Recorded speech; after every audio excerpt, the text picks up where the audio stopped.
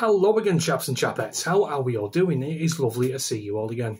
As always, I spotted a news article earlier this afternoon, guys, while browsing on X, and I just knew I had to make a video and talk to you guys about it and get your guys' opinion on what's been going on here. There has been a sharp rise, a spike in HIV cases in this country, a 15-year high. Now, before I progress with this video, let me ask you one simple, short question. What do you think is the cause of this rise in HIV cases? Let me give you a couple of seconds. Yeah, I almost guarantee what you are saying to your phone screens right now is a direct cause, and you are absolutely right. The number of HIV diagnoses has spiked to a 15-year high amid a surge of migrants coming to England. See, I told you. Cases jumped in 2023 by 51% on the previous year, with more than 6,000 people in England diagnosed with HIV. Official data shows the influx of diagnoses has largely been driven by the number of people contracting HIV abroad. For the first time on record, the number of people diagnosed with HIV after catching the virus abroad exceeded those infected within England. According to the data, 53% were registered to have been previously diagnosed abroad, with an overwhelming majority coming from Africa. Overall, half of these cases involved individuals born in Eastern Africa, with an additional 22% originating from other regions of Africa. Now, I've stipulated this on quite a number of occasions in past videos, guys, about the sanitation and the healthcare and the education of the places that these people are pouring in from.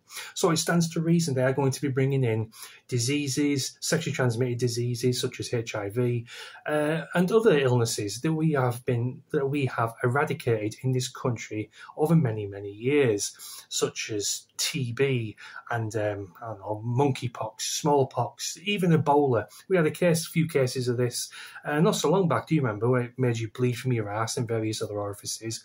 All originated in Africa. They have no contraception. They have no education. They have no things like condoms. A lot of young black girls get raped over in Africa and they get infected with HIV. And of course, they fall pregnant when they get raped, and the kid will have HIV. It just spreads like wildfire. And when they do come over here, we'll have these do-goody, white, liberal women, leftists, who think they are doing some kind of kindness, some kind of good deed by dating these men and sleeping with them. And of course, what's going to happen then? These young liberal lefties are also going to contract various other diseases, and they'll pass it around their families. And if they've got kids, the kids will get it as well. It's one long, vicious circle. We can't import people from shitholes and not expect to have some kind of negative impact on the rest of the population as to where they're going to be migrating from. There's also not just diseases and STDs, things like that. They also bring certain crimes into this country. Just today, over on GB News, there has been news of a young girl who has been attacked by acid. Now, can you tell me how many acid attacks occurred in this country 30 years ago? Zero. Absolutely none. This is also an imported crime, such as machetes being flown around, people having sword fights in the middle of the street, stabbing at one another with massive long blades. This is an imported problem also. I've been thinking to myself also earlier today, is there any positives and are there any pluses to all these people pouring into our country, minus GDP and growth that the government seem to be blissfully unaware doesn't work like that? And no, I can't think of one single plus or positive. A lot of the lefties and the liberals say, they're probably NHS. Well, answer me this. If they were here in the first place, would the NHS need propping up? Oh, we need doctors and nurses. No, we don't. All our young doctors and all our young nurses are buggering off abroad because we don't pay them properly. If we got rid of all these locums that don't speak fucking English, costing the NHS hundreds of millions per year, these people are expensive to get in on a short-term basis. Get rid of them, pump the money into young British doctors, young British nurses, and we won't need these people. A lot of people say, we need cherry pickers, we need people with jobs, and yada, yada, yada. No, we don't. Youth unemployment in this country at the moment is sky high.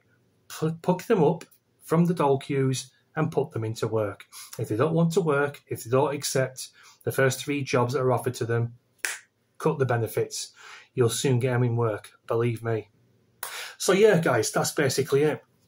They don't only bring crimes, STDs, and various other diseases, they also are a drain on our economy. Nothing good can come of it. I can't see one single positive that these people bring to our country. Can you? Do let me know what you think in the comments, and I'll see you in a bit.